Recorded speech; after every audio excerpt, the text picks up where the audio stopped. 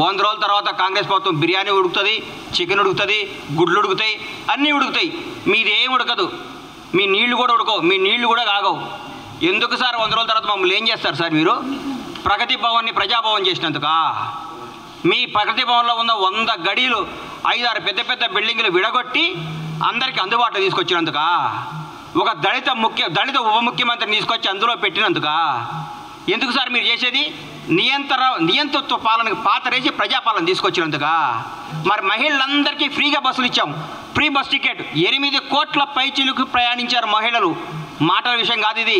8 కోట్ల మంది స్త్రీమూర్తులు ఫ్రీగా తెలంగాణ రాష్ట్రంలో టికెట్ లేకుండా అందరూ అనుకుంటున్నారు నిన్న, అన్న ఈ నెల నాకు 1300 మిగిలినాయి, ఈ నెల 1500 మిగిలినాయి, ఈ నెల 1600 మిగిలినాయి, ఈ 1600 తీసుకపోయి చిట్టి కట్టుకుంటుంది మా ఇంట్లో. పాపం మా ఇంట్లో పనిచేసే ఒక అమ్మాయి. నాకు చాలా ఆనందం అనిపించింది. ఇది ప్రజాపాలన అంటే, ఇది ప్రజాప్రభుత్వం అంటే. 10 లక్షల రూపాయలు మేము ఆరోగ్య బీమా కింద పంపించినందుక మీరు ఏం చేస్తారు సార్? మేము ఏ నిరంకుత్వం లేకుండా, ఏ రికమెండేషన్ లేకుండా నీతిగల నిజాయితీ గారి పరిపాలన అందిస్తున్నందుక, నీతిగల నాయకుల్ని మంచి మంచి ఉద్యోగాలు నియమించినందుక ఏ ఫీలింగ్ లేవు. సమాజం ప్రతి ఒక్క కమ్యూనిటీని తీసుకొని నీతివంతమైన అధికారులందరూ నియమించి ముందుకు తీసుకుపోతున్నారు ముఖ్యమంత్రి గారికి రేవంత్ రెడ్డి గారు. మీరు దీనిగా సార్ ఎందుకు కుళ్ళుకుంటున్నారు సార్ మీరు? నాకు అర్థం కావట్లేదు. కాళేశ్వరం మొత్తం, మీ మేడిగడ్డ కాళేశ్వరం అవినీతి మొత్తం మా వాళ్ళు ఎంక్వైరీ చేస్తున్నందుక సార్ మీరు? మా మంత్రులందరూ మా ముఖ్యమంత్రి గారితో పాటు కొలీగ్స్ అంటే అది బ్యూటీ ఆఫ్ డెమోక్రసీ అంటే చూపిస్తున్నాం కాంగ్రెస్ ప్రభుత్వం. ముఖ్యమంత్రి నేను, మీరందరూ దూరం ఉండాలి, మీకు ఇంటర్వ్యూలు ఉండు, నేను రూమ్లో ఉంటా, నేను ఫామ్ హౌస్లో ఉంటా, నేను ప్రగతి భవన్ నుంచి రాను, నేను ఎవరు కనపడను, నాకు 3 వస్తే బయటకు వస్తా, 3 రాకపోతే ఇంట్లోనే ఉంటా, నా ఫుటానే చూసుకొని పరిపాలించుకోమని చెప్తలేరు మా ముఖ్యమంత్రి. ప్రతిరోజు ప్రజలకు, నాయకులకు, అందరికీ అందుబాటులో సచివాలయంలో, ఇంట్లో ప్రతి కార్యక్రమానికి వెళ్తున్నారు, ప్రతి ఒక్కరితో మాట్లాడుతున్నారు, మమేకమవుతున్నారు. ప్రజల ముఖ్యమంత్రి, ప్రజా ముఖ్యమంత్రి.